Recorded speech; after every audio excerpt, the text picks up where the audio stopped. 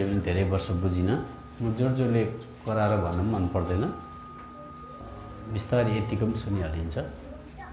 बुझ्नुपर्ने कुरा चाहिँ के हो भनेदेखि चाहिँ अहिले यी दिनहरूमा कति तपाईँहरूलाई मैले बताउन कोसिस गरेँ।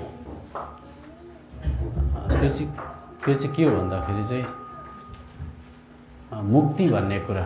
अब जस्तो यो मुक्ति भन्ने बित्तिकै हामी नेपाली भाषामा चाहिँ मुक्ति पनि भन्ने शब्द आउँछ, उद्धार भन्ने पनि आउँछ, छुटकारा भन्ने पनि आउँछ। अङ्ग्रेजीमा चाहिँ सेल्भेसन छ अनि डेलिभरेन्स भन्छ हो। त अब यसलाई चाहिँ हामीले बुझ्नु पर्यो, मुक्ति भनेको पनि एउटै हो, छुटकारा भनेको पनि एउटै हो, उद्धार भनेको पनि एउटै हो भनेर बुझ्नु पर्यो।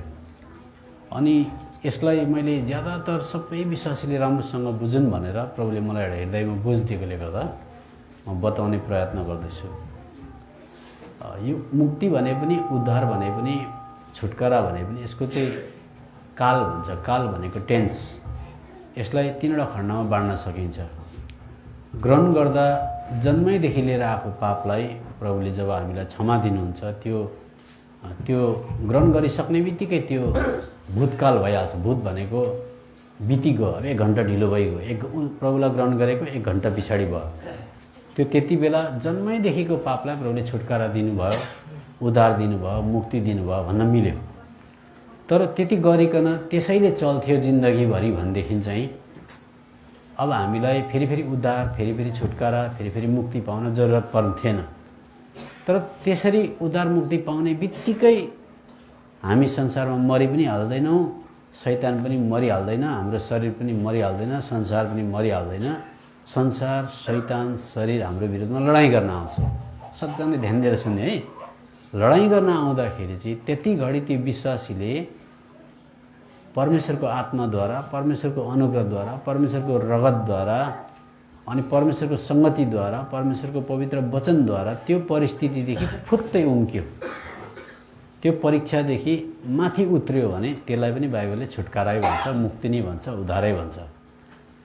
अनि त्यसो गर्दै गर्दै गर्दै गर्दै जाँदा कति हार्ला, कति जित्ला, कति हार्ला, कति जित्ला। लडन्त हुँदा हुँदा हुँदा हुँदा हुँदा बाइबलले भन्छ शरीरको त छुटकारा भएको छैन। शरीरको छुटकारासम्मको लागि, मुक्तिको लागि, उद्धारको लागि चाहिँ प्रभुलाई पर्खेर बसेको छु भनेर बाइबलले त्यो भाषामा भन्छ। त्यसो गर्दा अहिले हामीले जानेको कुरो पनि अधुरो हो, इन्कम्प्लिट हो। तर जब सिद्ध चाहिँ आउनुहुन्छ, सबै कुरा सिद्ध भएर जान्छ भनेपछि प्रभु आउँदा मात्रै सबै कुरा सिद्ध हुन्छ। त्यतिन्जेलसम्म लडाइँ भइ नै बस्छ। एक अब त्यसो गर्दाखेरि म तपाईँलाई एउटा कुरा बताउँछु। विश्वासीले प्रभुलाई पायो, जन्मैको पाप क्षमा भयो।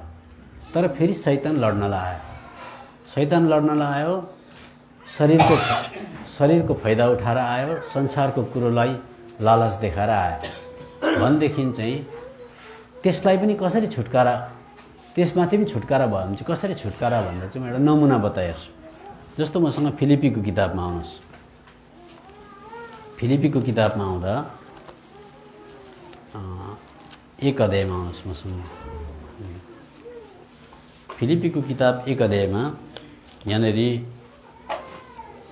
प्रभुको दास पावललाई मण्डलीभित्र नै मिसअन्डरस्ट्यान्डिङ भयो। मिसअन्डरस्ट्यान्डिङ भनेको गलत बुझाबुझ भयो। यो क्रिस्चियनहरूको बिचमा हुनु असम्भव होइन, यो सामान्य कुरा हो, कमन कुरा हो। किनभने कोही क्रिस्चियन आत्मामा प्रौढ भएको हुनसक्छ, कोही बच्चै हुन्छ। कतिको जीवनमा गहिरो पश्चाताप अथवा गहिरो क्रुसको काम हुँदैन, कतिको जीवनमा गहिरो काम भएको हुन्छ। एउटा स्कुलमा क्लास 10 पढ्ने नानी र क्लास 1 पढ्ने नानी एउटै स्कुलको खेल्ने ग्राउन्डमा भेला भएको जस्तै हो। त्यसो गर्दाखेरि एउटाको सुझबुझ 12 क्लासको हुन्छ, एउटाको 2 क्लास 2 को मात्रै हुन्छ। त्यसो गर्दा त्यो सुझबुझमा फरक नपर्दाखेरि पनि केही गलत बुझाबुझ हुनसक्छ। त्यसले गर्दाखेरि पावल जस्तो प्रभुको सेवकलाई पनि मण्डलीभित्र मिसअन्डरस्ट्यान्डिङ भयो। मिसअन्डरस्ट्यान्डिङ भनेको चाहिँ कति विश्वासीहरूले उसलाई कति प्रकारको झेउलामा, पासोमा, बन्धनमा हाल्न चाहे। अब राम्रोसँग सुन्नुहोस् है, अनि मात्रै बुझिन्छ। जस्तो मानिलिनुहोस् मलाई एउटा विपरीत परिस्थिति आयो। विपरीत परिस्थितिमा मैले के गर्न सक्छु भन्दा त्यो विपरीत परिस्थिति भनेको एउटा खिड्की पनि नभएको दैलो पनि नभएको एउटा कोठा जस्तै हो। विपरीत परिस्थिति आयो अनि बाइबलले भन्छ एफएसी 5:20 अनुसार सबै कुरामा धन्यवाद चढाऊ। किन चढाउने त भन्दाखेरि सबै कुरामा धन्यवाद चढायो भनेदेखि चाहिँ सबै कुरामा भलाइ उत्पन्न हुन्छ भन्छ। कस्तो खालको भलाइ भन्दा चाहिँ यीशु मसीह जस्तै हुन्छ भलाइ चाहिँ त्यो हो भनेर लेखेको छ रोमीको किताबमा। त्यसको कन्टेक्स्ट अथवा सन्दर्भ पढ्दा यसर्थ मलाई एउटा विपरीत परिस्थिति आयो भनेपछि खिड्की बिनाको दैलो बिनाको उम्किने नभएको एउटा कोठाभित्र म पसे जस्तो भएँ। त्यति बेला मलाई पक्रिनको लागि, अब राम्रो सुन्नुहोस्, मलाई फेरि अझै पक्रिनको लागि बाँध्नको लागि दुईजना व्यक्ति आउन सक्छन्। एकजनाको व्यक्तिको नाम हुनसक्छ गनगन, एकजना व्यक्तिको नाम हुनसक्छ तर्क वितर्क, अर्को पनि व्यक्ति त्यसमा कम्प्लेन अथवा कुनै प्रकारको दाबी आपत्ति जाहेर गर्नुलाई कम्प्लेन भन्छ, त्यो पनि आउन सक्छ। त्यति घडी मैले गनगन गरेँ भने गनगनलाई मैले भनेको हो कि मलाई फलामको सङ्गलाले बाँधिदेऊ। अनि तर्क वितर्कलाई मैले भने म तर्क वितर्क गर्न चाहेँ भने मलाई अर्को पनि सङ्गलाले बाँधिदेऊ। अथवा त्यो तिनैजनालाई मैले बाँध्न दिनु भनेको चाहिँ भित्रको मान्छेलाई मैले हिँड्न नदिनु। सबजनाले सुन्नुहोस्, बाइबलले भन्छ आत्मामा हिँड भन्छ। आत्मामा हिँड्नु भनेको भित्रको मान्छेलाई खुल्लम खुल्ला हिँड्न दिनु। भित्रको मान्छेले हिँड्न बल गर्छ। भित्रको मान्छे चरा जस्तो हुन्छ। भजनको किताब 127 अध्याय अनुसार 127 अध्याय हो कि पढिहेरौँ अलिकति हामी। त्यसो गर्दा तपाईँलाई आत्मामा प्रकाश प्रष्ट हुँदै जान्छ। भजनको किताब 124:7 चरा मार्नेहरूको पासोबाट चरा उम्के झैँ हाम्रो प्राण उम्केको छ, पासो छिन्यो र हामी उम्क्यौँ। हेर्नुहोस्, जसरी परमेश्वरको मनमा विश्वासीलाई चरा जस्तो देख्नु हुँदो रहेछ। चरा कहिले पनि एउटा पिञ्जडाभित्र बस्न रुचाउँदैन।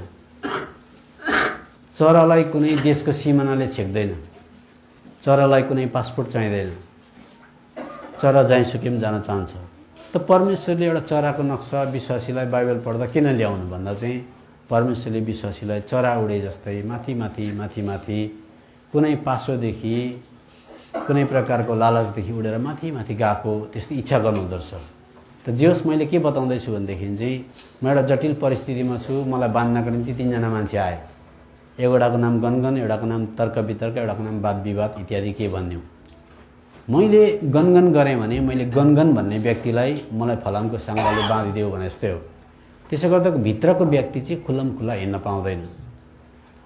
नयाँ नियममा चाहिँ आत्मामा हिँड भनेर गलातीको किताबमा लेखेको छ। भन्नु मतलब आत्मामा हिँड भनेको भित्रको व्यक्तिलाई खुल्ला प्रकारले मुभमेन्ट गर्न देऊ, भित्रको मान्छेलाई व्यवहार गर्न देऊ, भित्रको मान्छेलाई बोल्न देऊ। भित्र एकजना नयाँ मान्छे छ। नयाँ मान्छेलाई प्रभु यीशु मसीहले दिशा निर्देशन गर्नुहुन्छ पवित्र आत्माद्वारा। त्यो व्यक्तिलाई खुल्ला प्रकारले हिँड्न देऊ भनेको। अनि बाइबलले बताउँछ यो जुन परिस्थिति मेरोमा फिलिपीको किताबमा बताउँदैछु। अब पावललाई यहाँनिर मण्डलीभित्र मिसअन्डरस्ट्यान्डिङ भयो। कस्तो खालको रहेछ अलिकति बुझ्न सकिन्छ। 15 पद साँच्चै कतिले चाहिँ डाहा र झगडाको कारणले ख्रीष्टलाई प्रचार गर्छन्, कतिले चाहिँ भलो मनसायले पनि। 16 पद यिनीहरूले चाहिँ साँच्चै चोखो मनले होइन, आपसी विरोधको कारणले मेरो बन्धनमाथि कष्ट थपिदिने विचार राखेर ख्रीष्टलाई प्रचार गर्छन्। जस्तो भए पनि एउटा हामीले कुरा बुझ्यौँ, पावललाई बाहिरको मान्छेले होइन भित्रकै मान्छेले एक प्रकारको बन्धनमा हाल्न चाहँदो रहेछन्। यो कुरो त राम्रो कुरो होइन, यो मण्डलीभित्रकै कुरो रहेछ। अब यो एउटा कोठरी जस्तै हो, कोठा जस्तै हो। अब पावल चेपारोमा परेका छन्। अब पावलले यसबाट मुक्ति कसरी पाउलान्?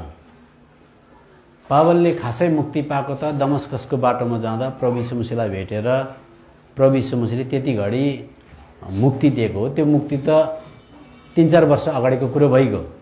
तर अहिले जुन चाहिँ यो चेपारोमा परेको छन्, यसदेखि मुक्ति कसरी पाउने? अब सुन्न सुनाउँछ। त्यसले गर्दा यस्तो स्थितिमा पावलले वाद विवाद गरेर होइन, तर्क वितर्क गरेर होइन, गनगन गरेर होइन, कम्प्लेन गरेर होइन, राइटमा फाइट खेलेर होइन, यस्तो स्थितिमा चाहिँ पावलले भन्छन् मलाई जसले घृणा गर्छ म उनीहरूलाई आशिषै दिन्छु, मलाई नराम्रो गर्नेलाई म पहिला पढिदिइहाल्नुहोस्, पहिला कोरिन्थी 4:12 पद।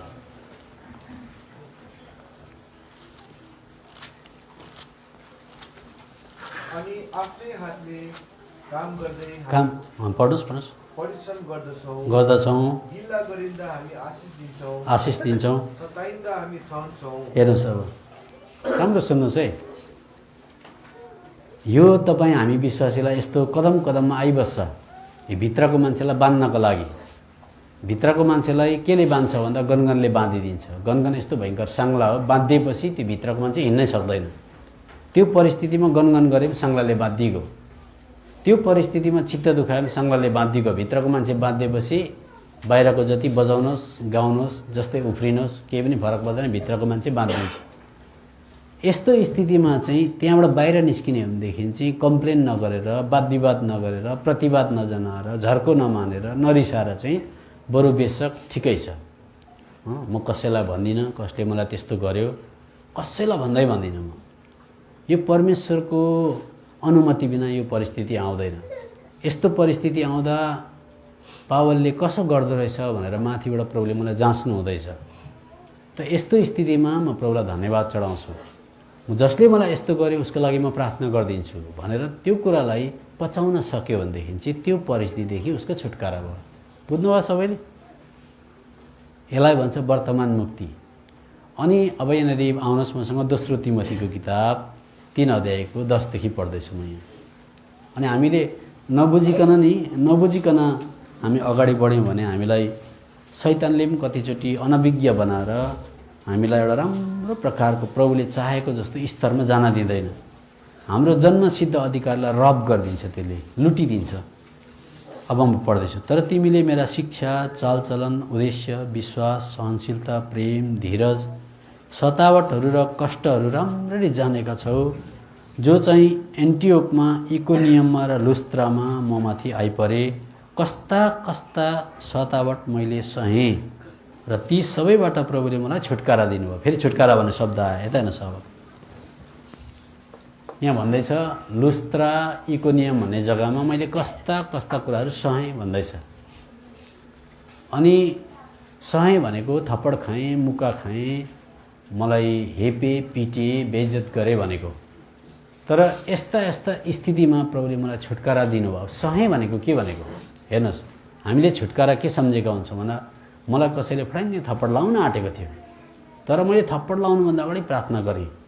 थप्पड चाहिँ मेरो गालामा बज्रेन भने प्रभुले मलाई छुटकारा दिनुभयो भनेर सम्झिन्छु। तर पावलले यहाँ यसो भनेको छैन। कस्ता कस्ता कुरा सहेँ, तर मैले गनगन गरिनँ, प्रार्थना गरेर आशीर्वाद दिएर त्यसबाट निस्किन सकेँ भनेको त्यो परिस्थितिमा मैले यीशु मसीहको जस्तै चाल देखाउन सक्ने भनेको। थप्पड चाहिँ खायो, गाला पनि रातो भयो, कान पनि चिमोटी माग्यो होला, तर त्यो परिस्थितिमा गनगन नगरी उम्किनुलाई चाहिँ छुटकारा भन्छ। बुझ्नुहुँदैछ? क्रिस्चियन जीवनमा यस्तो बुझ्नुपर्छ हामीले। अनि यो परिस्थिति चाहिँ विश्वासीलाई जहाँसुकै आउँछ। यसो हुँदा भित्रको आत्मालाई चाहिँ साङ्लाले नबाँधिकन हिँड्न दियो भनेदेखि चाहिँ विश्वासीले ख्रिस्ट यीशुमा भएको आजादीलाई महसुस गर्न सक्छ, नत्र भने सक्दैन यो कुरा।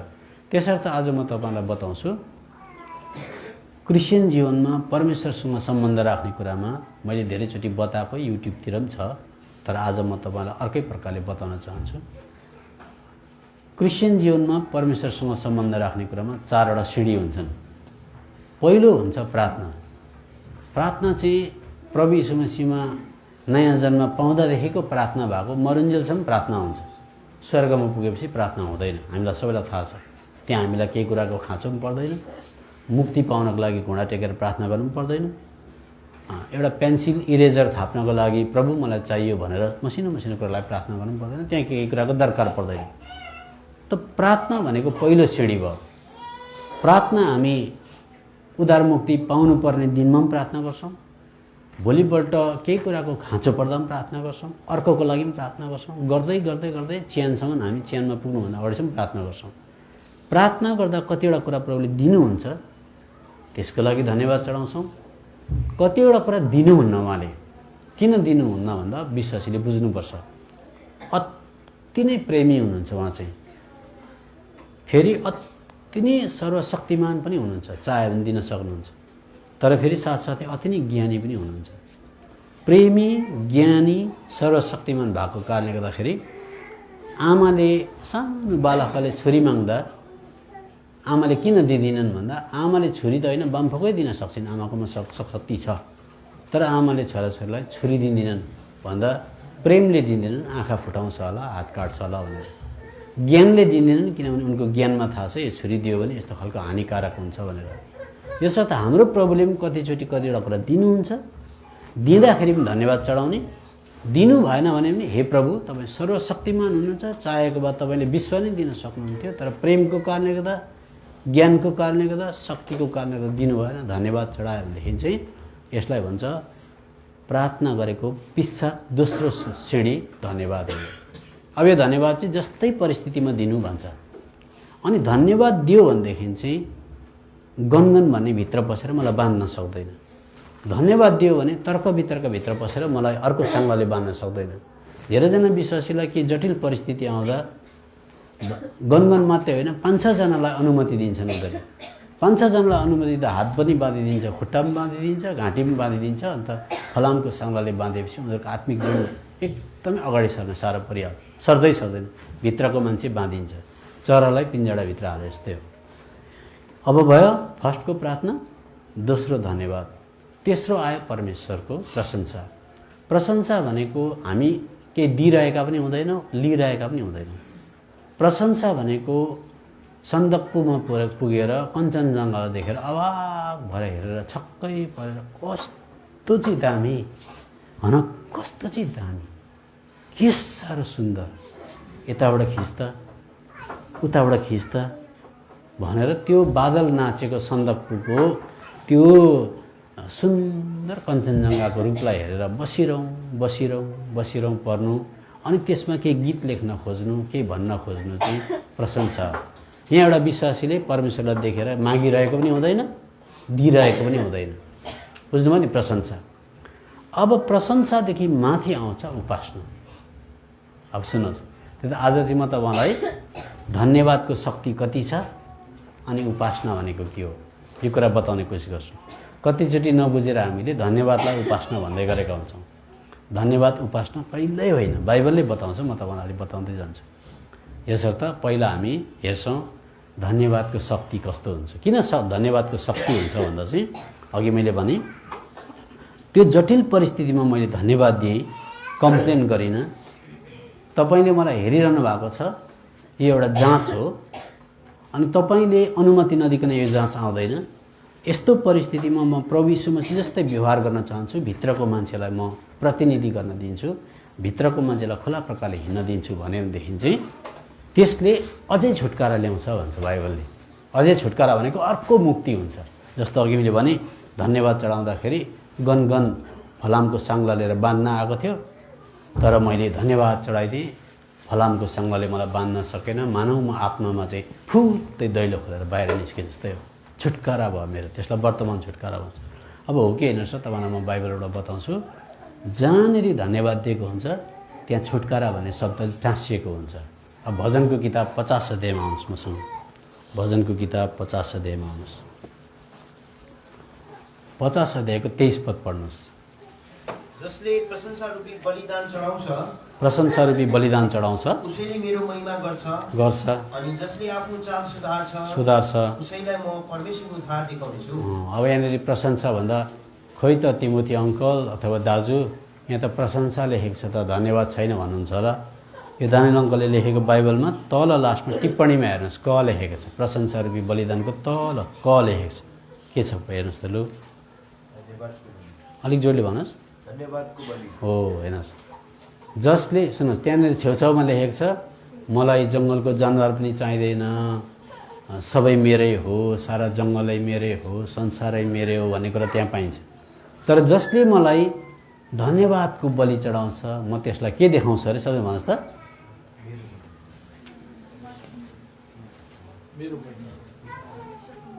अझै तल पढ्नुहोस् न, 23 पद एकजना भाइले फेरि भन्नु। हो सुन्नु, धन्यवाद चढाउनेले चाहिँ महिमा गर्छ भनेको चाहिँ प्रभु यीशु मसीहको चरित्रलाई झल्काउँछ भनेको। महिमा भनेको कुरा अब मैले धेरैचोटि बताएको छु, तपाईँले खोजेर पनि पढ्नुहोस्। महिमा गर्नु भनेको चाहिँ सुन्नुहोस् है, महिमा गर्नु भनेको चाहिँ परमेश्वरको चरित्रलाई झल्काउनु भनेको। अब यहाँनिर धन्यवाद चढाउँदाखेरि चाहिँ, धन्यवादको बलि चढाउँदा चाहिँ त्यसलाई अझै के देखाउने अरे परमेश्वरले? यहाँ लेखेको छ तल, परमेश्वरको उद्धार देखाउँछु भनेको चाहिँ तैँले त्यो परिस्थितिमा धन्यवाद चढाइस् भने म तँलाई त्यहाँबाट अझै छुटकारा गरेर लान्छु। त्यो परिस्थितिदेखि त दैलो खोलेर फुत्तै बाहिर निस्के जस्तै होस् भनेको आत्मिक भाषामा एउटा त्यो भयो। अब अर्को हो के होइन सर, म बताउँदै जान्छु।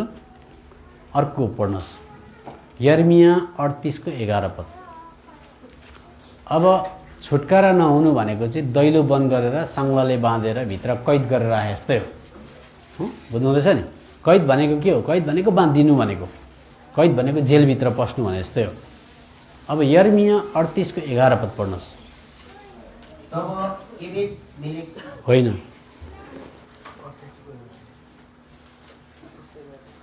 पहिले पढ्नुहोस्, ठिकै हो? यो यसया हो कि म हेरौँ कोट्याउँ।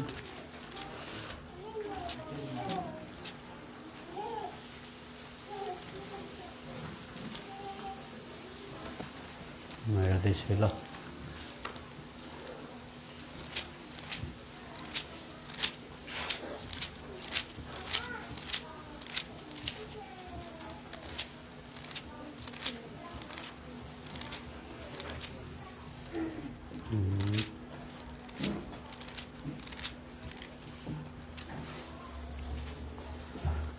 पर्खिनुहोस् एकछिन, म निकालेरै छाड्छु।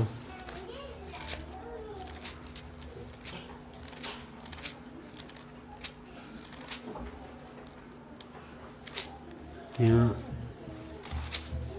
के लेखेको छ भने धन्यवाद चढाउँदै, धन्यवादको बलि चढाउँदै मेरो भवनभित्र पस्नेछन् भन्ने कुरो पाइन्छ। त म हेर्दैछु कोही बेला।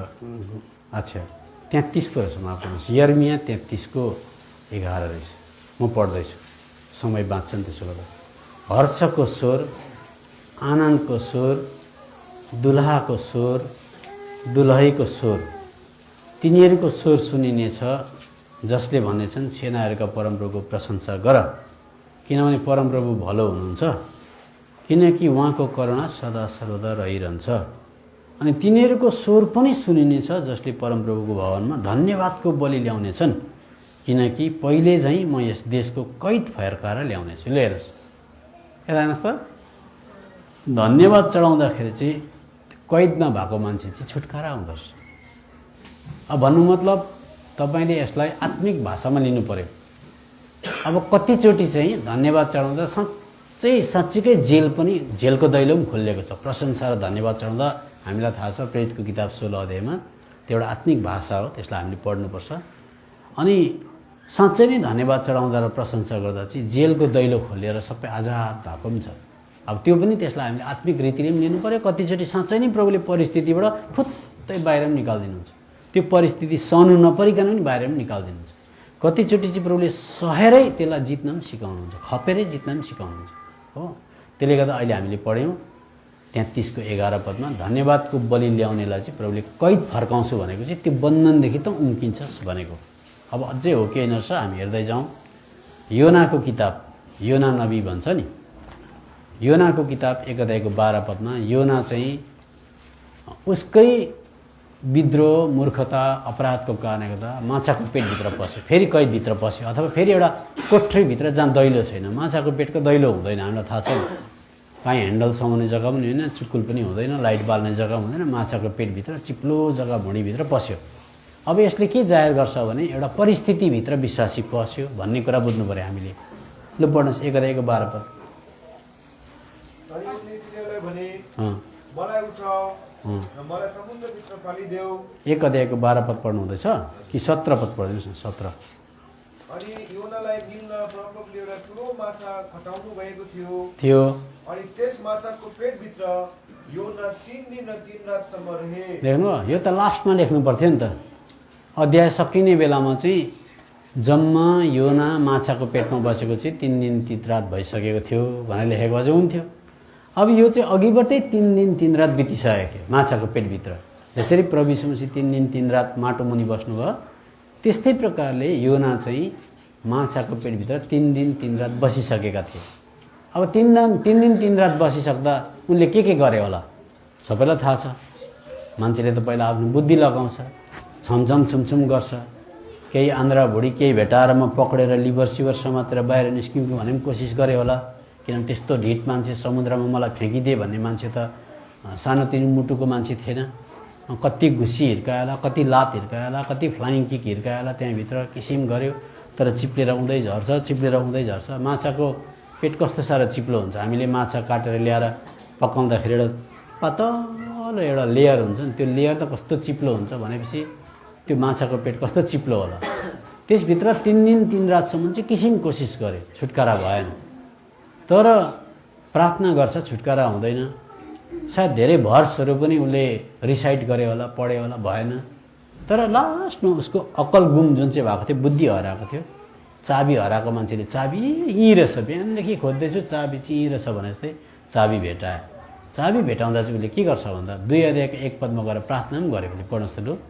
अनि योनाले त्यस माछाको पेटबाट परमप्रभु आफ्नो परमेश्वरलाई प्रार्थना गरे। प्रार्थना पनि गरे। त्यति गर्दा माछाको पेटभित्रै छ।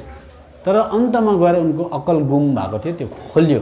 खोलिँदा उनले चाबी भेटाए। चाबी चाहिँ के रहेछ भन्दा यस्तो परिस्थितिमा चाहिँ बरु प्रभु धन्यवाद, म जस्तो मूर्ख मान्छेलाई, ढिट मान्छेलाई यो माछाको भुँडीभित्र थुनिदिनु भएको लागि, मेरो अक्कल खोल्नको लागि तपाईँले एउटा राम्रो काम गर्नुहुँदैछ यहाँ। तपाईँले भलाइ नै उत्पन्न गर्नुहुन्छ। धन्यवाद भनेको त्यही त हो। जो पनि गर्नुभयो ठिकै गर्नुभयो। मलाई राम्रोसँगले सोफामा राखेर खाना दिने खालको मान्छे होइन म। मलाई यी डल्लो पार्नु पर्थ्यो, धन्यवाद भनेको के होइन। किन सबै कुरालाई धन्यवाद दिनु भन्दैछ नि त। ठिकै छ, यहाँ बस्ने टुल पनि छैन, बेन्च पनि छैन, तर पनि म खुसी नै छु भनेको नि त धन्यवाद चाहिँ। त्यसले गर्दा त्यसरी धन्यवाद चढाउँदा 9 पद पढ्नुहोस्। 9 पद। तर म चाहिँ धन्यवादको स्वर उचालेर तपाईँको निम्ति बलि चढाउने छु। अनि मैले जे भाकल गरेको छु त्यो म पुरा गर्नेछु। हो बस त्यति धन्यवाद चढाउँछु भने अनि चढाए। चढाउने बित्तिकै अब 10 पदमा चाहिँ तब भनेर लेख्छ। तब भनेको धन्यवाद चढाइसकेको बादमा भनेको। अब तब के भयो 10 पद पढ्नुहोस्। अनि परमप्रभु माछासित बोल्नुभयो। अथवा अनि भनेको तब, देन इङ्ग्लिसमा देन। त्यो धन्यवाद चढाइसकेको बादमा चाहिँ परमेश्वरले माछालाई अब अहिलेको भाषामा चाहिँ फोन गर्नुभयो। माछा माछा सुन, धन्यवाद आइसकेको छ माथि, ठिकै छ भन्दैछ, उल्टी गर्दै उसलाई फोन आयो क्या। त्यहाँदेखि माछाले हुलुक्कै लगेर बगरमा उसलाई के गरिदियो, उल्टी गरिदियो। त्यसले हामी के बुझ्छौँ? त्यसले हामी यो बुझ्छौँ कि जस्तै जटिल परिस्थितिमा पनि धन्यवाद चढायो भने चाहिँ प्रभुले उम्किने बाटो निकालिदिनु हुनेछ, उद्धार हुने रहेछ, छुटकारा हुनेछ।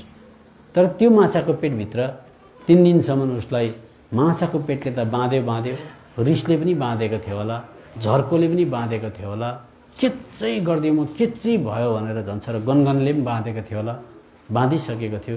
तर लास्टमा चाबी भेटायो। धन्यवाद भन्ने बित्तिकै सबै साङ्ला तोडियो, माछाले पनि उल्टी बाहिर गयो। यो चाहिँ विश्वासीलाई एक कदम यस्तो खालको बन्धन पासोहरू आउँछ। शैतानले पासो ल्याउँछ। त्यो पासोमा प्रत्येक पासोमा धन्यवाद चढाएर गनगन नगरिकन गयो भने चाहिँ विश्वासीको भित्रको मान्छे चाहिँ हितोपदेशको किताबमा पल्टाउनुहोस्। भित्रको मान्छे हिँड्न नसक्नु त कस्तो दुःख लाग्दो कुरा पो त। अनि मान्छेले जयमसी गर्दै गरेका हुन्छन्, राम्रो लुगा, राम्रो साडी, राम्रो प्यान्ट, राम्रो गाडीमा चढेका हुन्छन्, तर भित्रको मान्छे चाहिँ बिचारा साँगुरिएको हुन्छ, हिँड्नै सक्दैन। अनि त्यो दामी गाडीमा चढ्ने मान्छे अथवा धनी मान्छे, दामी बाइबल बोकेर हिँड्ने मान्छेलाई आत्मिक कुराको निम्ति केही बाँड्नुहोस् न भने सक्दिनँ हुँदैन भन्छ। किन यति साह्रो हुँदैन भन्दा चाहिँ भित्रको मान्छे हिँड्नै सकेको हुँदैन अगाडि। यो कुरा हो कि होइन चाहिँ हितोपदेशको किताब 4 अध्यायमा 4 अध्यायको तपाईँले 12 पद पढ्नुहोस्।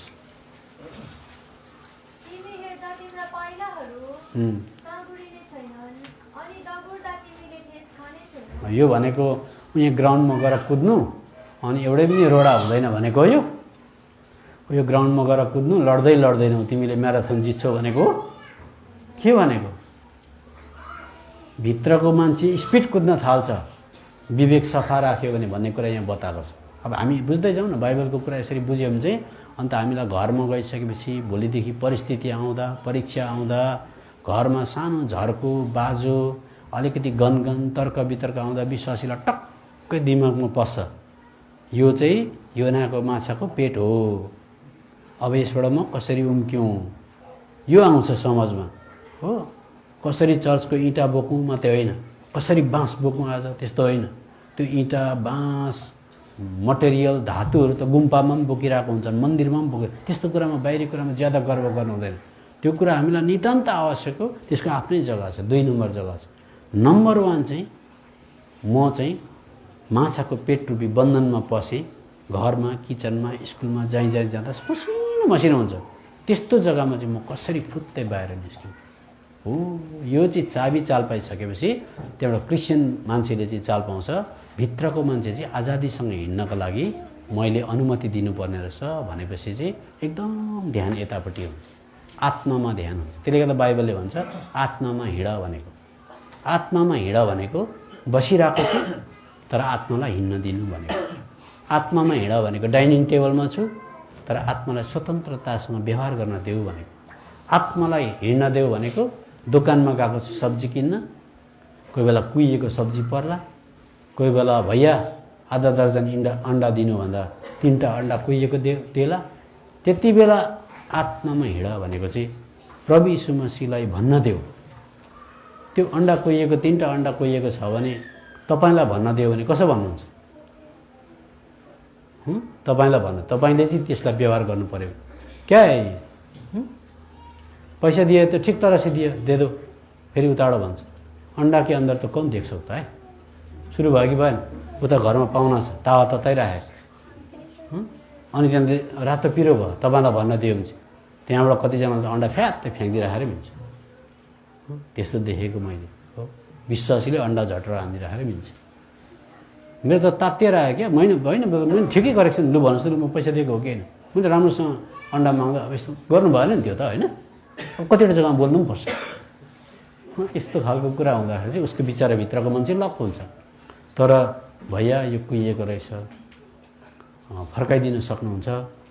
नहीं होगा, जब आप ले गया तो ले गया ना, अंडा के अंदर कौन जाता है? ठिकै छ। अब त्यो चाहिँ प्रभुले हेरिरहनु भएको छ नि त माथिबाट 3टा अन्डामा कस्तो व्यवहार गर्दो रहेछ।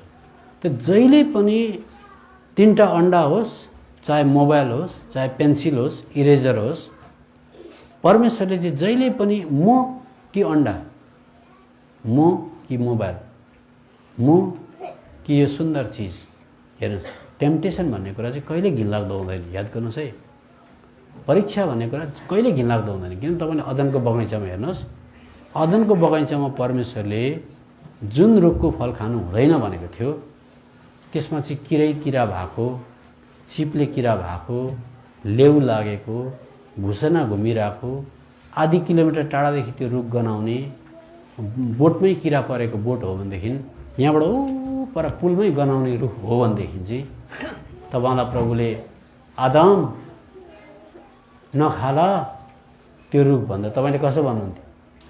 नो प्रब्लम, कुरै नगर्नुहोस् न, खानु त कुरै छोडिदिनुहोस् कि 1 किलोमिटर अगाडिदेखि गनाउँदैछ कसरी खान्छ म? तपाईँले खाने कुरै आएन, 1 किलोमिटर अगाडिदेखि गनाउँछ। टेम्पटेसन भन्ने कुरा चाहिँ छेउमा जाउँ दामी लाइकको सुन्दरी ह्यान्डसम नफुटेको अन्डा राम्रो चिज, यस्तो चिज ल्याइदिनुहुन्छ प्रभुले। के भन्न चाहेको चाहिँ म कि यो राम्रो चिज, म कि मलाई मनपर्छ कि च्यासै भनेर त्यसलाई प्याच्चै मुखमा जवाब दिएर शान्ति भएको त्यो मजा आउँछ। त्यो पनि दामी हुन्छ। त्यो पनि राम्रोसँग म त प्र्याक्टिकल कुरा भन्छु, जहिले फ्याट्टै जवाब दिएर प्याच्चै मुख भरेको जवाब दिँदाखेरि बोल्नै सकेन हुन्छ, शान्ति लाग्छ। त्यो मजा दामी हो। त्यो पनि एक प्रकारले त्यति बेला त्यो उपभोग गरिरहेको हुन्छ। त्यति बेला त्यस्तो चिज हुन्छ। म कि यो सुन्दर चिज, म कि राइट भनेर प्रभुले जहिले त्यति बेला प्रभु तपाईँ, प्रभु अन्डा भन्दा तपाईँ, प्रभु डिस्कस डिबेट भन्दा मलाई तपाईँ भन्यो भने चाहिँ त्यति घडी चाहिँ त्यो मान्छेले परमेश्वरपट्टि झुकिरहेको हुन्छ। अब यो कुरालाई अहिले म बिस्तारै बताउँदै जान्छु, त्यही भएर अलिकति ज्यादा समय लिएर म बताउँछु सो द्याट तपाईँलाई लाइफ टाइमभरि जीवनकालभरि नै धन्यवाद भनेको के हो, प्रार्थना भनेको के हो, प्रशंसा भनेको के हो, उपासना भनेको के हो थाहा हुन्छ हो। अब अहिले मैले कहाँ बताउँदै थिएँ, आजकल मेरो त हराउँछ। एनिवे हजुर 4:12 त्यो खुट्टा चाहिँ अल्झिँदैन, तिम्रो पाइला साङ्गुरिँदैनन् भन्ने कुरा चाहिँ भित्रको मान्छेलाई भनेको हो। अब आज चाहिँ ठिकै छ, हामीले योनाको किताबबाट हेऱ्यौँ। अब अर्को कुरा हेरौँ, हामीले यर्मिया 38 अध्यायमा हेऱ्यौँ। अब लुकाको किताब 17 अध्यायमा आउनुहोस्। लुकाको किताब 17 अध्यायमा त्यहाँ एउटा व्यक्ति आयो अनि त्यो व्यक्तिलाई प्रभुले लुका किताब 17 पढिहालौँ। अहिले म फेरि सेकेन्डको सेवा त छोट्याएर एकदम छोटो बनाइहाल्छु, 15 मिनटमा ल्याइहाल्छु, त्यसो गर्दा तपाईँले सुर्ता गर्नै पर्दैन। लुकाको किताब 17 अध्यायमा यहाँनिर सबै नपढौँ, 11 पददेखि यहाँनिर प्रभु जाँदै गर्नुहुँदाखेरि अन्धा मान्छे आयो, गाउँमा पस्दै गर्नुहुँदा 12 पद, उहाँ कुनै गाउँमा पस्दै गर्नुहुँदा उहाँलाई 10जना कोरी मानिसहरूले भेटे जो टाढैमा उभिए। तिनीहरूले चर्को स्वरले भने, हे प्रभु, हे स्वामी, हामीमाथि दया गर्नुहोस्। 14 पदमा प्रभु दयाले भरिनु भयो, जाति गरिदिनु भयो। 15 पदमा निको भएको देखेर फर्क्यो एकजना, चर्को स्वरले परमेश्वरलाई महिमा गर्यो।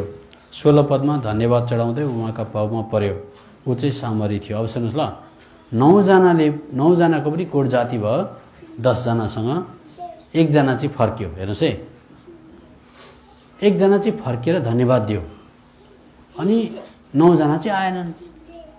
तर प्रभुले भन्नुभयो त्यो 1जना आउनेलाई, 9जना चाहिँ कहाँ गयो, तिमी चाहिँ आयो, जाऊ, तिम्रो विश्वासले तिमीलाई निको पार्यो। नेपालीमा चाहिँ निको पार्यो भन्ने शब्द छ। तर यसको अझै करेक्ट अनुवाद चाहिँ के हुन्छ भन्दा, लुकाको किताब 7 अध्यायमा जाँदाखेरि चाहिँ प्रभुले दाई फेथ हेज सेभ दी भनेको छ। सेभ दी भनेको चाहिँ धन्यवाद चढाउँदा चाहिँ उद्धार जोडियो त्यहाँ, उद्धार। अरे सुन्नुहोस् त, धन्यवाद चढाउँदा उद्धार कसरी जोडियो? तिम्रो विश्वासले तिमीलाई निको पारेको छ भन्दा 9जनाको विश्वासले पनि त निकै पारेको थियो त, उसलाई चाहिँ किन भन्नु? तिम्रो विश्वासले तिमीलाई निको पारेको छ भने अरूको चाहिँ विश्वास थिएन र निको भएन, उनीहरूलाई पनि त निकै पारेको थियो। त यो मान्छेलाई चाहिँ तिम्रो विश्वासले तिमीलाई निको पारेको छ भनेको चाहिँ शारीरिक बिमार जाति भयो, धन्यवाद चढायो, उद्धार पनि लैजाऊ भनेको। त्यो त लुकाको किताब 7 अध्यायमा अझै स्पष्टसँग हामी यसलाई यसरी बुझ्छौँ। खास तपाईँले अङ्ग्रेजी बाइबलमा हेर्नुभयो भने भेट्नुहुन्छ। यहाँनिर लुकाको किताब 7 अध्यायको 50 पद पढ्नुहोस् ल। तब उहाँले त्यस स्त्रीलाई भन्नुभयो, तिम्रो विश्वासले तिमीलाई बचाएको छ, शान्तिसित जाऊ। बचाउनु भनेको पनि उद्धार हो। अघि मैले त्यो शब्द अहिले आयो, उद्धार, छुटकारा, मुक्ति, बचाउनु। प्रभु यीशु मसीहले मलाई 1996 मा बचाएको भनेको पनि उद्धार हो। तिम्रो विश्वासले तिमीलाई बचायो। के चढाउँदा पाएको दिदीबहिनीले भन्नुहोस्, के चढाउँदा यो मान्छेले यो सर्टिफिकेट पाएको हो? यो बुझ्नुपर्छ। यो मान्छेले धन्यवाद चढाउँदा चाहिँ सर्टिफिकेट पायो, उद्धारको सर्टिफिकेट पनि पायो भनेपछि धन्यवादसँग जहिले उद्धार जोडिएको रहेछ भनेर तपाईँले सफासँग चाल पाउनु भयो। अब हामी यसलाई धेरै लामो हेरिबस्दैनौँ, अब हामी अगाडि बढ्छौँ। अब म तपाईँलाई बताउन चाहन्छु उपासना भनेको चाहिँ के हो। अब हामीले नर्मली चर्चमा गर्छौँ, यसलाई चाहिँ धन्यवाद भन्छ। किनभने राम्रोसँग सुन्नुहोस्, हामीले कोदोको ढेँडो पकाइराखेर अब खिर खाउँ भने मान्छे हाँस्दैन। कोदोको ढेँडो, मकैको ढेँडो पकाइसकेर आउनुहोस् खिर पाक्यो। अरे भाइ अगाडिपट्टि ढेँडो लडाइरहेको छ, त्यो कसरी खिर भन्छ? होइन, यो खिरै हो भने जबरजस्ती गर्नेलाई त केही उपाय छैन। तर ढेँडोलाई त ढेँडै भन्नु पऱ्यो, खिरलाई खिरै भन्नु पऱ्यो, हो कि होइन भन्नुहोस् त? त्यस्तै प्रकारले अब उपासना भनेको चाहिँ के हो? अहिलेसम्म हामीले के बुझेको थियो भने धन्यवाद चढाउँदा उपासना भयो सम्झेको थियो। तर बाइबलले त्यसो भन्दैन। मैले भनेको होइन, बाइबलले त्यसो भन्दैन। वर्सिप भन्ने जग्गालाई, उपासना भन्ने जग्गालाई अझै माथि राखेको छ। अब म बताउँछु 1-1 कुरा है। अब वर्सिप अथवा उपासनाको चाहिँ लिटरल अक्षरश त्यसको अर्थ के हो भन्दाखेरि चाहिँ सुन्नुहोस् है, वर्सिप अथवा उपासनाको चाहिँ अक्षरश त्यसको लिटरल मिनिङ के हो भनेर भने चाहिँ परमेश्वरको अगाडि चाहिँ आफ्नो शरीरलाई घुँडा टेकेर यसरी निहुरेर केही कुरो भन्नु। त खासै चाहिँ निहुरिनु या दण्डवत गर्नु भनेको छ। यो कुरा उत्पत्तिको किताब 22 अध्यायमा पाउनुहुन्छ।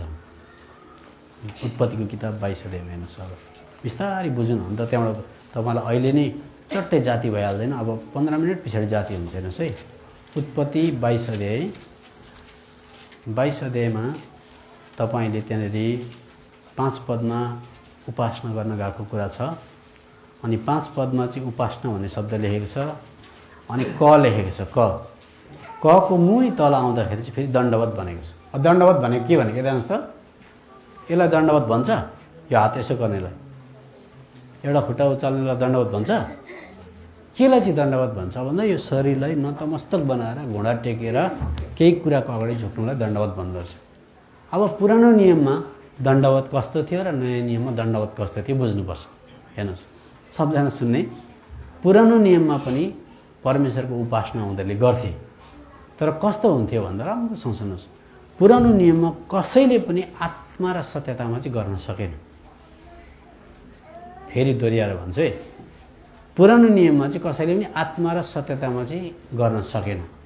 पुरानो नियममा उपासना हुन्थ्यो खाली शरीरमा अनि प्राणमा। यो सायद लाग्छ होला पचाउन 1.5 महिना त्यस्तो लाग्दैछ, बुझ्नै बुझ्दैन हतपत। पुरानो नियममा आत्मा र सत्यतामा चाहिँ हुन सकेन, शरीरमा र प्राणमा भयो। कसरी भन्दाखेरि पुरानो नियममा मान्छेले उपासना गर्न जान्थे, पर्टिकुलर विशेष एउटा जग्गा तोकिएको हुन्थ्यो। मन्दिर छोडेर कहीँ अरू जग्गा उपासना गर्न मिल्दैन थियो। मन्दिरमै गएर मात्रै उपासना गर्नु पर्थ्यो। एक नयाँ नियममा आत्मामा भनेपछि विश्वासी चर्चमा आएर 4 दिवारभित्र मात्रै भनेको होइन। मन्दिर कहाँ छ भन्दा गाडीमा हिँड्दै गरेको क्रिस्चियन सँगसँगै मुटुमै मन्दिर बोकेर कुद्दैछ त्यो क्रिस्चियन। एक अर्को कुरा, आत्मामा चाहिँ पुरानो नियममा पोसिबल थिएन, सम्भव थिएन। किन भन्दा पवित्र आत्मा भित्र आउनुहुन्न थियो कहिले पनि। बुझ्नुहुँदैछ नि मेरो कुरा? पुरानो नियममा तपाईँले बाइबल खोजेर पढ्नुहोस्, आत्मा कहिले भित्र आउनुहुन्न थियो। आत्मा माथिबाट आउनुहुन्थ्यो, सामर्थ दिनुहुन्थ्यो, उभार्नुहुन्थ्यो। गधाको बङ्गराले स्यामसनले 1000 जना मान्छे मार्थे, फेरि आत्मा गइहाल्थ्यो। दाउदकोमा पनि आत्मा आउँथ्यो, जान्थ्यो, भित्र बस्न सक्दैन थियो। त्यसो गर्दा तपाईँले पुरानो नियममा उपासना कसरी गरेको देख्नुहुन्छ भन्दा प्राणिक क्षेत्रमा सोलिस लेभलमा, साथसाथै बडी शारीरिक क्षेत्रमा गरेको देख्नुहुन्छ। शारीरिक क्षेत्रमा कसरी गर्छ भन्दा मन्दिरमा जान्छन्, झ्याली बोकेको हुन्छ, तबेला हुन्छ, उनीहरूको त्यति बेलाको बाजा गाजा हुन्छ। अनि दाउद राजा पनि जान्छ मन्दिरमा गएर बाजा बजाएर उफ्रेर नाचेर भजनको किताब 149 छ। उफ्रिन्थे, नाच्थे, गीत गाउँथे, सब कुछ गर्थे। अनि उपासना भयो भन्थे, दण्डवत पनि गर्थे। तर आत्मामा भएन। कसरी आत्मामा भएन बताउँछु। त्यसले गर्दा अहिले पनि बिचरा कतिवटा चर्चेसमा यो चाहिँ उपासना हो, वर्सिप सङ हो भनेर चाहिँ मान्छे बुरुक अर्काको खुट्टा अम्ला कुच्याउने गरी उफ्रे गर्छन्। अनि भयो भरे थाकेपछि भयो, अब चाहिँ बल्ल भयो बिचरा। अझै शङ्ख पनि बजाइहाल्छन् कतिजना, त त्यो सिङ पनि बजाइहाल्छन्। अब नबजाऊ भनेको होइन, नउफ्रम भनेको होइन, तर नबुझेर कतिवटा कुरा लिमिटेड अझै पनि प्राण र शरीरमा मात्रै भयो। आत्मामा किन भएन म तपाईँलाई बताउँछु।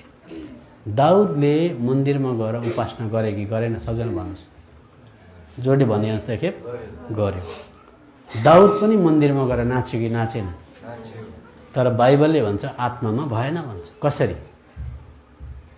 आत्मामा हुनको लागि आत्मा सच्चाइ चाहिन्छ। आत्मा सच्चाइ हुनको लागि मानिनुहोस् एउटा मान्छेको 6 जना स्वास्नी छ अरे। सुन्नुहोस् है ध्यान दिएर, कतिवटा स्वास्नी छ अरे? 6 जना बुढी भएको मान्छेले मन्दिरमा गएर बुरुक नाच्यो भने आत्मामा सच्चाइ भयो?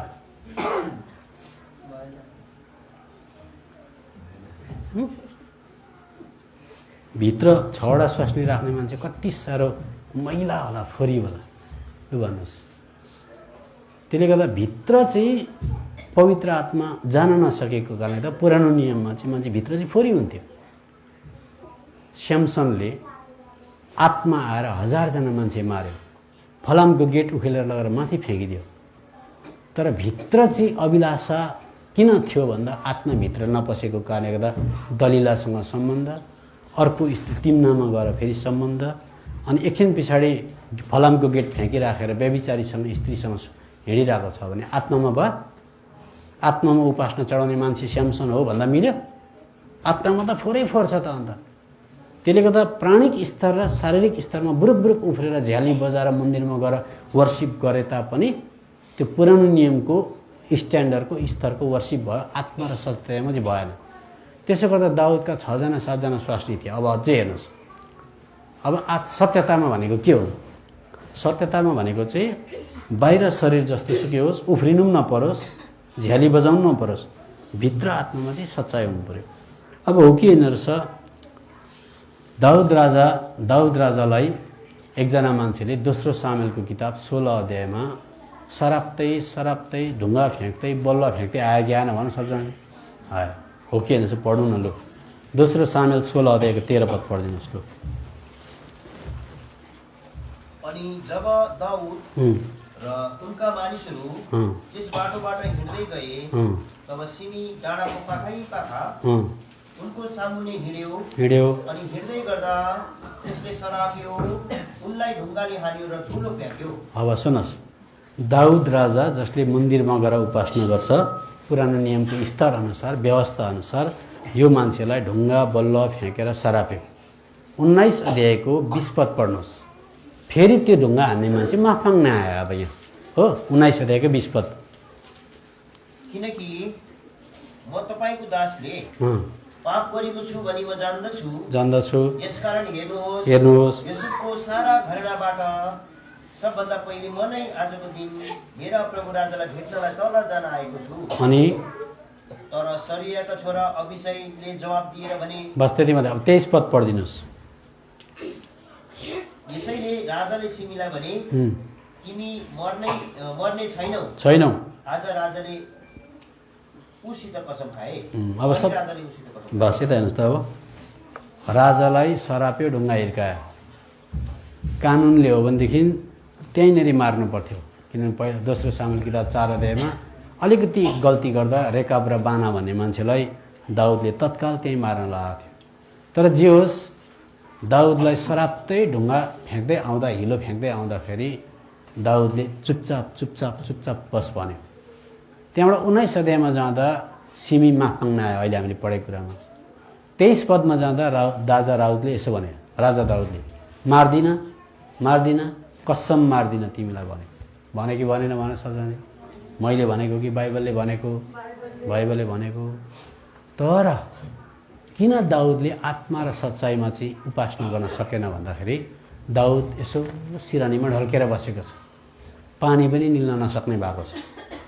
छोरो सोलोमन ठ्याक्क छेउमा आयो। अब कसम खाएर तिमीलाई म मार्दिन भन्नेको हृदयभित्र चाहिँ किन फोहोर बसेको रहेछ? हेर्नुहोस्। अब आत्मा भनेको कहाँ बस्छ? आत्मा टाउकोमा हुँदैन, यहाँ हुन्छ हो। अब पहिला राजाको किताब 2 अध्यायको 1 पद 6 पद पढ्नुहोस् त। अनि दाउदको मर्ने बेला नजिकै आइरहेको थियो। अनि उनले आफ्नो छोरा सुलेमानलाई यसो भन्दै आगे गरे। अब 6 पद पढिदिनुहोस्, 8 पद पढिदिनुहोस्, 9 पद पढिदिनुहोस्। यसकारण आफ्नो बुद्धि अनुसार काम गर, तिनको कपालको केश शान्तिसित अधोलोकमा जान देऊ। सुन्नुहोस्, मर्ने बेलामा यसो भन्दैछ। मर्ने बेलामा के गर्नु पर्थ्यो? सबैलाई माफ गरिदिनु पर्थ्यो, सबैसँग माफ माग्नु पर्थ्यो, छोरालाई पनि राम्रो कुरा सिकाउनु पर्थ्यो। तर मर्ने बेलामा यसो गर्दैछ, सुन यता आइज छेउमा दैलो बन्द गर नि भन्यो होला। त्यो फल्ना छैन, त्यसले नि मलाई राजगद्दीमा हुँदाखेरि अलिकति नराम्रो गरेको होइन, त्यसलाई पनि फुलेको कपालसँग रगतसँगै छ्याप्पै भन्यो। अनि अर्को सुन लेखिराख, बिर्सेलास् फेरि। अर्कोले पनि मलाई यस्तो गरेको थियो, त्यसलाई पनि रगतसँगै छ्याप्पै पार्नु तैँले। अन्त अर्को कुरा याद गर। कति 8 र 9 पद पढ्नुहोस् त लु। अनि हेर, तिमीसित बहुरिमको बेन्यामिनी गेराको छोरा सिमी छ। अस्ति पहिला त्यो माटो फ्याँक्ने, ढुङ्गा फ्याँक्ने, जसले म महानिम गएको दिनमा मलाई कष्टदायक श्रापले सरापेको थियो। तर त्यो मलाई त्यो मलाई यर्दनमा भेट्नलाई तल आयो आयो अनि म तँलाई तरवारले मार्ने छैन भनी मैले परमप्रभुको नाममा त्यससित कसम खाएँ। त्यसो भन्दैछ। अनि त्यसकारण अब त्यसलाई निर्दोष नठहराऊ, किनकि तिमी त बुद्धिमान मानिस हौ र त्यससित के गर्नुपर्ने हो जान्दछौ। त्यसको फुलेको केस तिमीले रावतसित अधोलोकमा झारिदेऊ। त्यस्तो भयङ्कर यो मान्छेले उपासना गरेकोलाई आत्मा र सत्यतामा हो भन्न कसले सक्छ लु भन्नुहोस्। त्यसले गर्दाखेरि पुरानो नियममा चाहिँ प्राणमा र शरीरमा मात्रै ब्रुप ब्रुप उठेर गर्थे मान्छेले। भित्र कपट हुन्थ्यो, भित्र व्यभिचार हुन्थ्यो, भित्र फोहोर हुन्थ्यो, भित्र मैला हुन्थ्यो। 6 जना स्वास्नी ल्याउने मान्छेको घरमा कस्तो झगडा, कस्तो कचिङ्गल होला, कस्तो वार होला। एउटै बुढी सम्हालेर राख्न सक्दैन मान्छेले। लु कल्पना गर्न सक्नुहुन्छ 6 जना बुढी भएर चाहिँ चर्चमा आएर आत्मा र सत्यतामा उपासना आएको गर्न आएको म यहाँनिर धन्यवाद प्रभु भन्दा मिल्छ? हो। त्यसले गर्दा नयाँ नियममा चाहिँ के भयो भन्दाखेरि चाहिँ प्राण शरीर छोडेर पवित्र आत्मा चाहिँ भित्र आउनुभयो मान्छेको भित्र। भित्र आएपछि सब हृदयको पाप धोइदिनु भयो। त्यहाँबाट भित्र सच्चाइ खोज्नुहुन्छ प्रभुले। भित्र तैँले सबलाई माफ दिएको हुनुपर्छ, सबैसँग तैँले छुटकारा पाएको हुनुपर्छ, सबैसँग मेलमिलापमा बसेको हुनुपर्छ, तैँले सबैलाई माफ दिएको हुनुपर्छ भनेपछि चाहिँ भित्रको सच्चाइ अनुसार चाहिँ प्रभु अब फेरि नयाँ नियमको उपासना भनेको चाहिँ घुँडै टेकेर अनि माथि डाँडामा गएर होइन। फेरि बताउँछु आत्मामा भन्नुहोस् त सबजनाले। अब गाडीमा उपासना गर्न मन पऱ्यो भने हुन्छ कि हुँदैन दिदीबहिनी भन्नुहोस्? कसरी होला एकजनाले भन्नुहोस्? गाडी कुद्दैछ घुँडा टेकेकै छैन कसरी उपासना गर्नु होला? एउटा भनिहेर्नुहोस् तपाईँले। मानिस गाडीमा उपासना गर्नु पऱ्यो, धन्यवाद होइन है, धन्यवादले पनि उपासना हुन्छ। गाडीमा उपासना गर्न मन पऱ्यो भने कसरी गर्नुहुन्छ होला? अब म त्यो पनि बताउँछु। अब यहाँ कुरा आयो क्रिस्चियनको चाहिँ प्रभुले आत्मामा भन्नुहुन्छ। अब अझ एउटा राम्रो कुरा बताउँछु। हामीले प्राय मण्डलीमा 2 बजी अथवा चर्चको टाइमिङ हेरी 1 बजीदेखि उपासना गर्ने गर्छौँ। उपासना भनेर गर्ने गर्छौँ। दाजुभाइले भन्नुहोस् कि हामीलाई 2 बजीदेखि चाहिँ आत्माले भेट्छ? अब पछि घडी आत्माले भेट्न आँट्यो किन आत्मामा उपासना गर्ने हो नि त। 1:30 चाहिँ टक्कै आत्मामा भेटेको 2 बजी चाहिँ छोड्यो हुन्छ यस्तो? किनभने आत्मामा उपासना गर्नु भन्दैछ त। त्यसले गर्दा यो कुरा बुझ्नु पऱ्यो हामी जति बेलै आत्मामा हुन सक्छौँ। 2 बजीदेखि 3 बजीसम्म मात्रै आत्माले भेटेर 4 बजी चाहिँ फेरि बजारमा घुमिरहेको हामी हुँदैनौँ। जति बेलै आत्मामा हामी यति बेला चाहिँ उपासना भन्ने शब्द आएको छ बाइबलमा। त्यो बाइबल त्यसरी पढ्नुपर्छ। अब्रामलाई प्रभुले राम्रो छोरो दिनुभयो अनि आँगनमा बसिरहेको होला चिया खाएर उपासना गर भन्नुभयो। चिया खाँदै उपासना गर्न भइहाल्छ भन्नुभयो।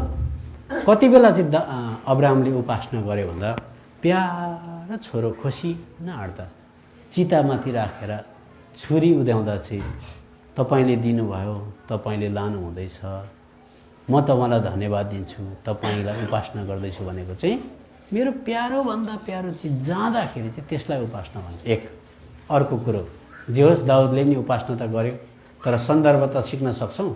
दोस्रो सामुएलको किताबमा आउनुहोस् मसँग। कति बेला गर्यो उपासना हो? दोस्रो सामुएलको किताबमा आउनुहोस् मसँग। यो बुझिराख्नुपर्छ हो। दोस्रो सामुएलको किताब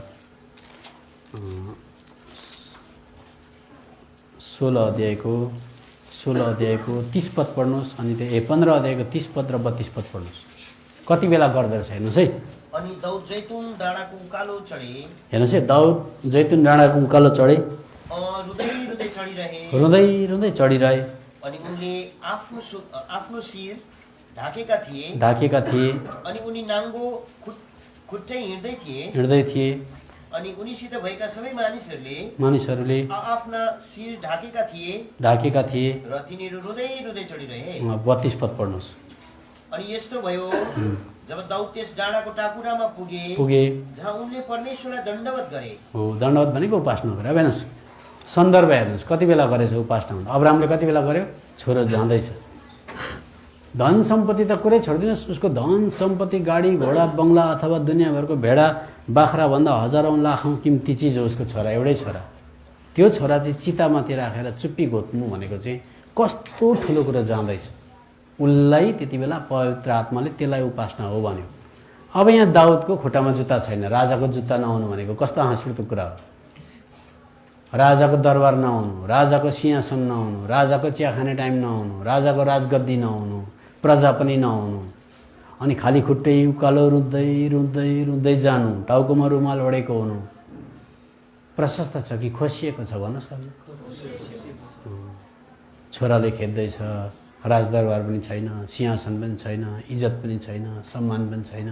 खोसिँदाखेरि उसले डाँडामा गएर जस्तो भए तापनि आत्मामा गर्न नसके तापनि कन्ट्याक्ट सन्दर्भ चाहिँ के छ भन्दा खोसिँदाखेरि दण्डवत लानुभयो, ठिकै छ, दिनुभएको थियो, म यो छैन भने पनि तपाईँमा खुसी नै छु भनेर उसले परमेश्वरलाई दण्डवत गर्यो। अब अर्को कुरा, अयुबले उपासना गर्यो भन्छ, कति बेला गर्यो? खोसिँदा कि पाउँदा? सबजना भन्नुहोस्। अन्त त्योदेखि बाहेक लु तपाईँले मलाई उपासना कहाँ छ देखाउनुहोस् पायो भने। त्यो त उपासना चाहिँ जब तपाईँको र मेरो कुनै पनि किम्ती चिज खोसिन्छ, फुट्छ, टुट्छ, तपाईँ र मेरो व्यक्तित्वमा चोट लाग्छ, हानि पुर्याउँछ, नोक्सानी हुन्छ, त्यति बेला गर्ने चिज हो। अब गाडीभित्र उपासना कसरी हुनसक्छ? तपाईँले झोलामा मोबाइल राखेको थियो, मोबाइल पनि दामी चिज हो नि त। अहिलेको संसारमा त मोबाइल हेऱ्यो भने त अब झन्डै बुढीको सेकेन्डमा आउँछ मोबाइल। बुढीसँग त्यसरी मान्छे छेउमा बस्दैन, जति बेला मोबाइललाई छेउमा राखेको हुन्छ कि हुँदैन? बुढीसँग गफ गर्ने फुर्सद छैन, तर मोबाइलसँग त जति बेलै हुन्छ। त्यो त बुढीदेखि झन्डै कतिको त 1 नम्बर पनि होला त्यो मोबाइल। भन्न बेर्लाउँदैन बुढी बुढी भनेर, डार्लिङ पनि भन्दो होला कतिजनाले।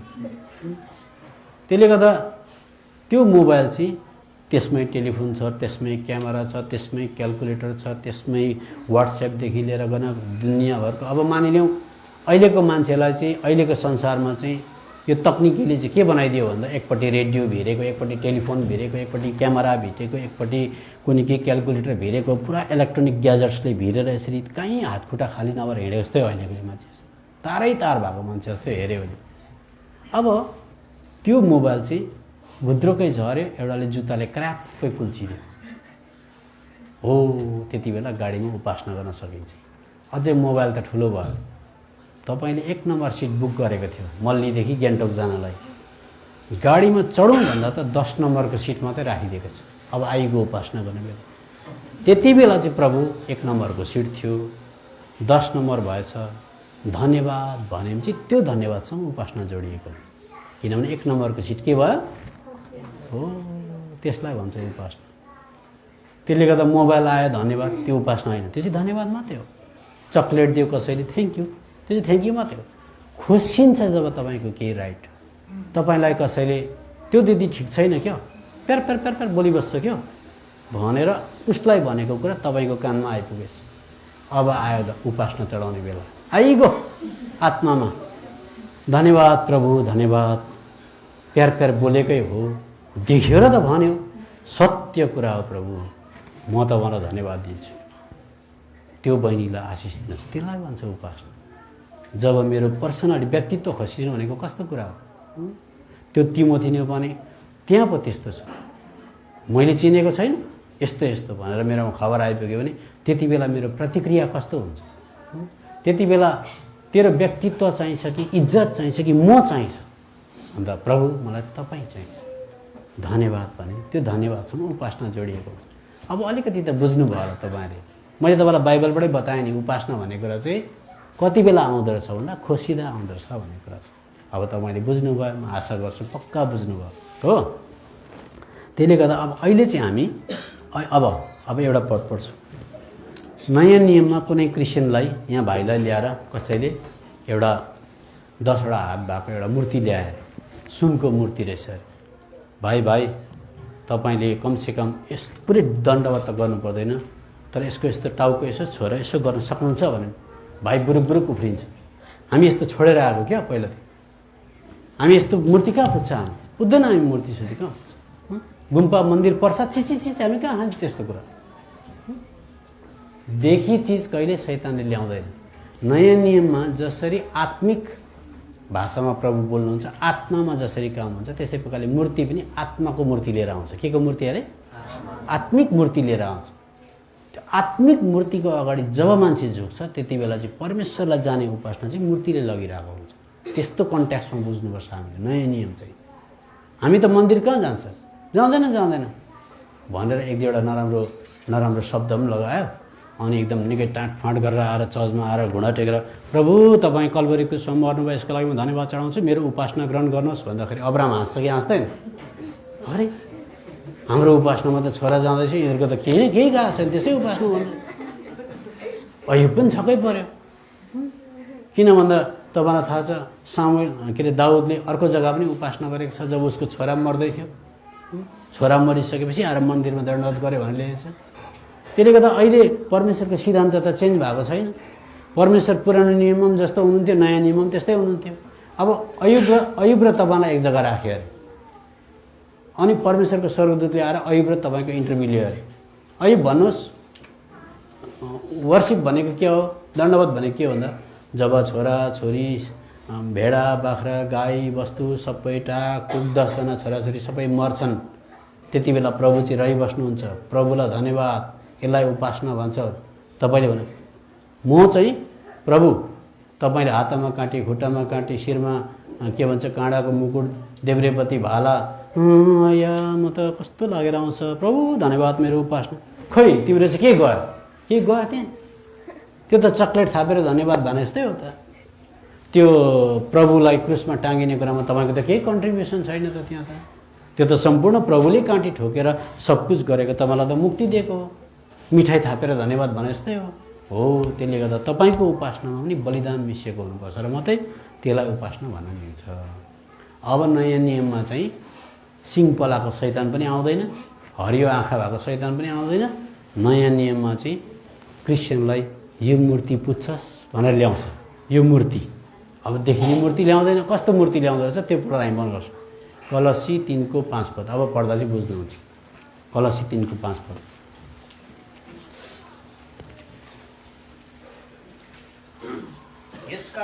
यसकारण पृथ्वीमा भएका तिमीहरूका अङ्गहरूलाई मार, व्यभिचार, अशुद्धता, प्रबल वासना, कुइच्छा र लोभलाई जो चाहिँ मूर्ति पूजा हो। देख्नु हेर हेर्नुहोस् त अलिक मुनतिर पढ्नु हो भने रिस पनि मूर्ति पूजा हो भनेको छ।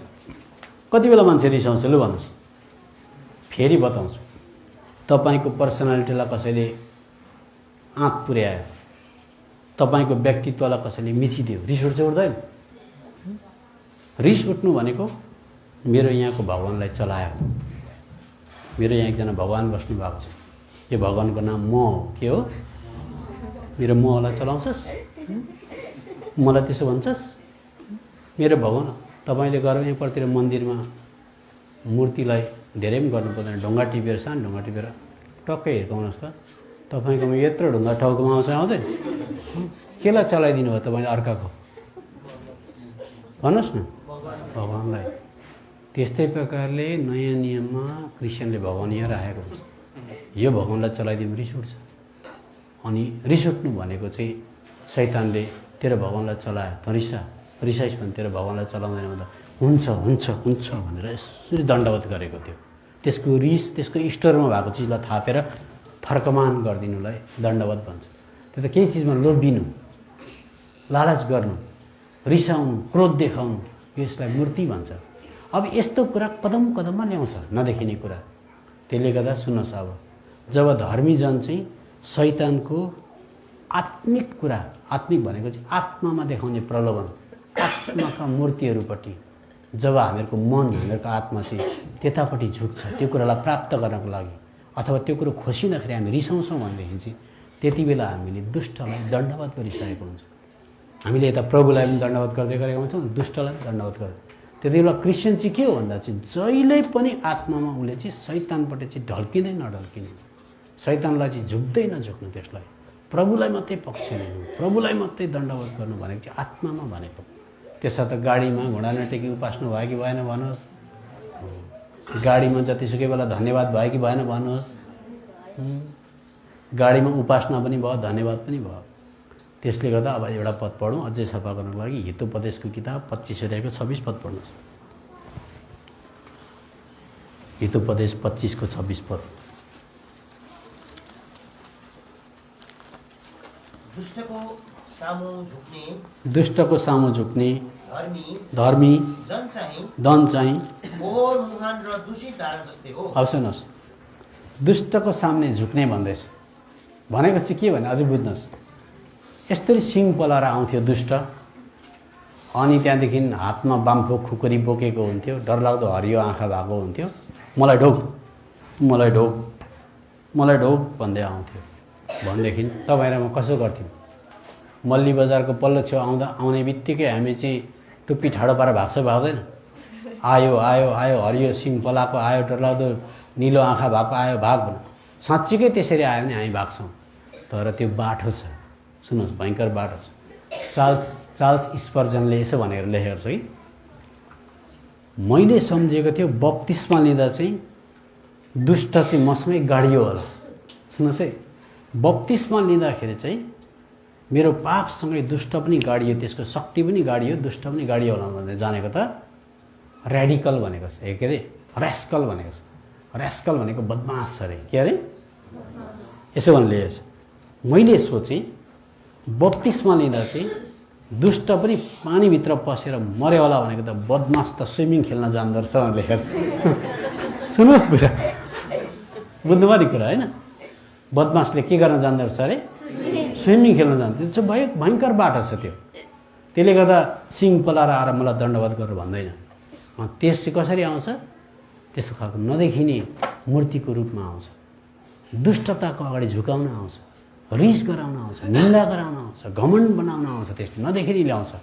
त्यति बेला त्यो प्रति हामी झुक्यौँ भनेदेखि चाहिँ बाइबलले भन्छ, फेरि पढ्नुहोस् अब 25 को 26 पद।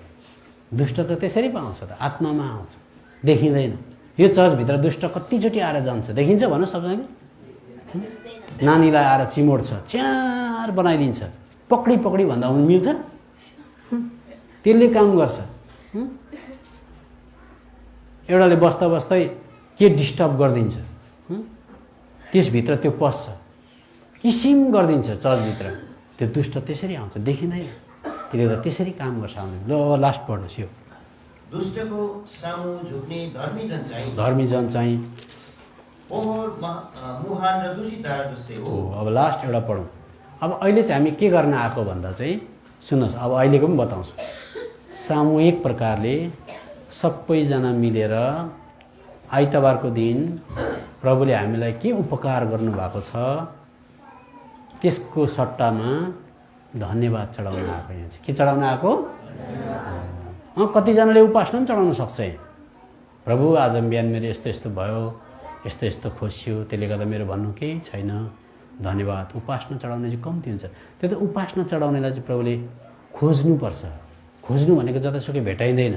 खोज्नु भनेको बहुत एकदमै के भन्छ जाँच पडताल गर्दा धुलो उडाउँदा मात्रै भेटिन्छ। अस्ति मैले के भने खोज्ने कुरामा दिदीबहिनी भन्नुहोस् त, दुईवटा चिज भन्नुहोस् त, पाइने चिज के हो, खोज्ने चिज के हो? के बताएको थियो? एकजनाले मात्रै पक्रेछ। हेर्नुहोस्, जहाँ सुन्तला खोजेर लिएर आइज भनेर जङ्गलतिर पठाउँदा हुन्छ? भन्नुहोस् कसरी भन्नुहोस् न। घोर जङ्गल, यहाँदेखि त जङ्गल छ अरे, सुन्तला खोजेर लिएर आइज भने सुन्तला भेटिन्छ? सुन्तला रोपेको जग्गामा राखेको जग्गामा हुन्छ। तर सुन खोजेर लिएर आइज भने कता जानुहुन्छ तपाईँ? सुन्तला रोपेको जग्गामा सुन भेटिन्छ? हो, सुन चाहिँ खोज्नु पर्यो जमिनमा नि, खन्दा खन्दा खन्दा। त्यसले गर्दा उपासना गर्ने पनि प्रभुले जतासुकै भेटाउनु हुन, आत्मामा उपासना गर्नेलाई खोज्नुहुन्छ, रेयर हुन्छ, कम्ती हुन्छ। त्यसले गर्दा खोज्नु परेको। अनि प्रभुले हामीलाई गरेका हुन्, हामीलाई प्रभुले भेटाउँ। अब यहाँदेखि उता चाहिँ आत्मामा उपासना चढाउने। ल अब म यतिमै राख्छु। अब एउटा पद पढौँ।